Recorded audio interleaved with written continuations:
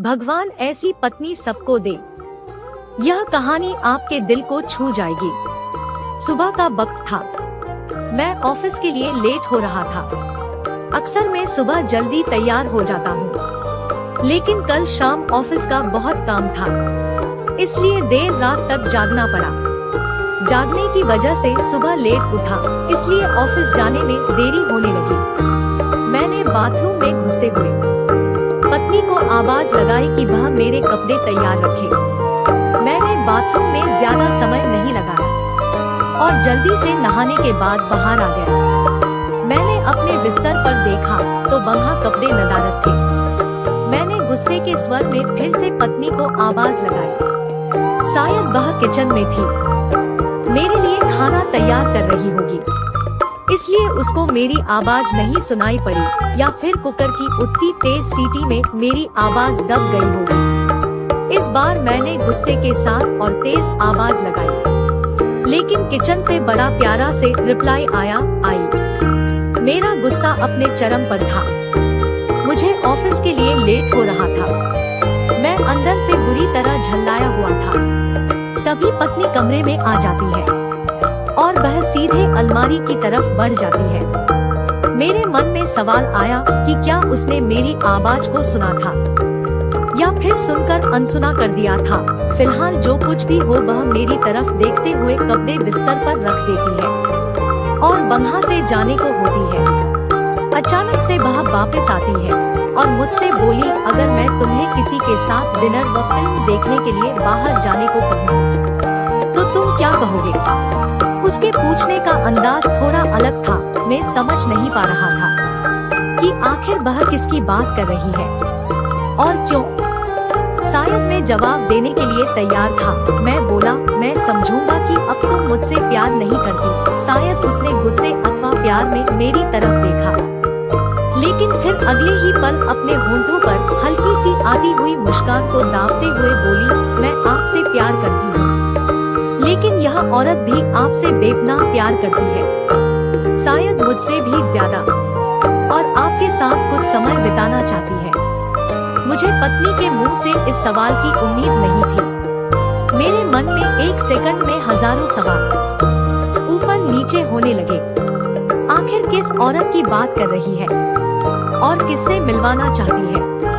ऐसे हजारों सवालों के साथ मेरा मन मुझे घेर रहा था। आखिर मैंने पूछ ही लिया कि किसकी बात कर रही हो। पत्नी ने बिना कुछ बोले एक तस्वीर की तरफ इशारा कर दिया।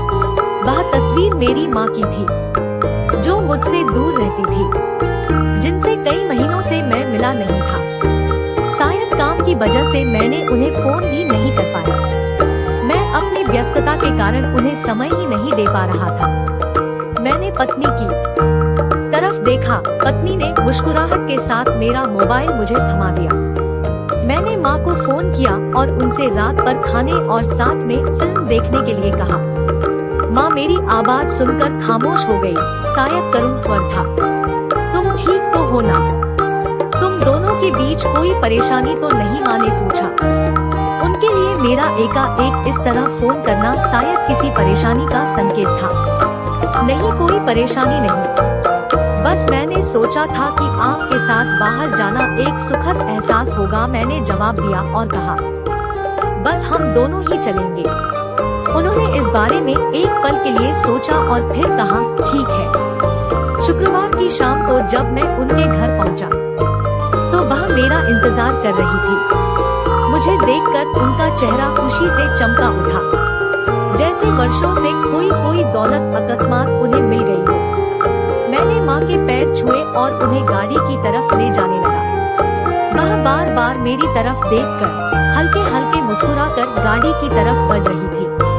कार में माँ ने बताया कि उन्होंने अपनी एक दोस्त को बेटे के साथ खाने के लिए बाहर जाने की बात बताई है।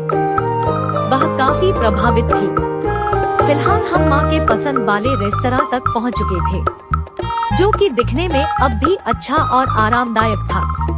अंदर जाकर हम दोनों एक बैठ गए। मैंने पास रखे मेनू को उठाया और पढ़ने लगा। एकाएक मेरी निगाह माँ पर पड़ी। वह अभी भी मुझे देख रही थी, लेकिन इस बार वह मुस्कान गायब थी।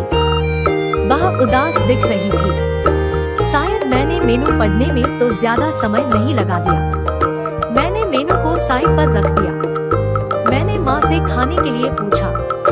उन्होंने मेनू की तरफ इशारा करके मुझसे कहा, तुझे याद है जब तू छोटा था और हमारे साथ बाहर खाना खाने आता था, मैं भी तेरे लिए इसी तरह मेनू गौर से देखती और तेरे लिए अच्छा सा खाना ऑर्डर करती थी जो तुझको पसंद था।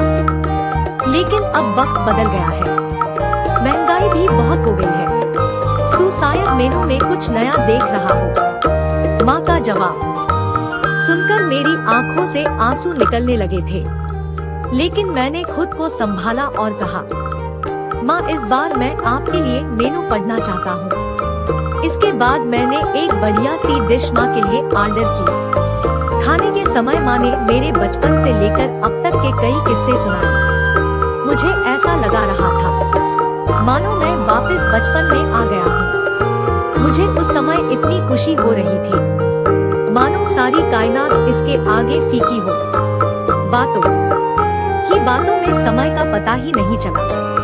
मैं माँ के साथ थोड़ा और वक्त बिताना चाहता था, लेकिन अंधेरा हो चुका था और माँ को उनके घर छोड़ मुझे वापस अपने घर भी जाना था। इन शब्दों का मतलब बाद में समझ आया, लेकिन फिलहाल मैं माँ को लेकर उनके घर पहुँच गया। अब वक्त था माँ से विदाई लेने का। माँ ने एक उम्मीद के साथ मेरी तरफ देखा और कहा कि अगली बार मैं उन्हें बिल का पेमेंट करने दूं तो वो मेरे साथ दोबारा डिनर के लिए आना चाहेंगी। मैंने मुस्कुराहट के साथ माँ से कहा, माँ जब आप चाहो और बिल पेमेंट कौन करता है इससे क्या फर्क पड़ता है। माँ ने मेरी तरफ देखा और मुस्कुराहट के साथ कहा कि फर्क पड़ता है और अगली बार बिल वो ही पे करेंगी। इसके बाद मैंने माँ से विदाई ली और अपने घर की तरफ चल दिया। घर पहुंचकर देखा तो पत्नी मेरा इंतजार कर रही थी। उसने पूछा, कैसा रहा आज का दिन। बहुत बढ़िया, जैसा सोचा था उससे कहीं ज्यादा बढ़िया, मैंने जवाब दिया। इसके कुछ दिनों बाद अचानक मुझे माँ के देहांत की सूचना मिली। उन्हें दिल का दौरा पड़ा था। यह इतना अचानक से हुआ कि मैं कुछ समझ नहीं पा रहा था। मैंने माँ के लिए कुछ भी तो नहीं किया था।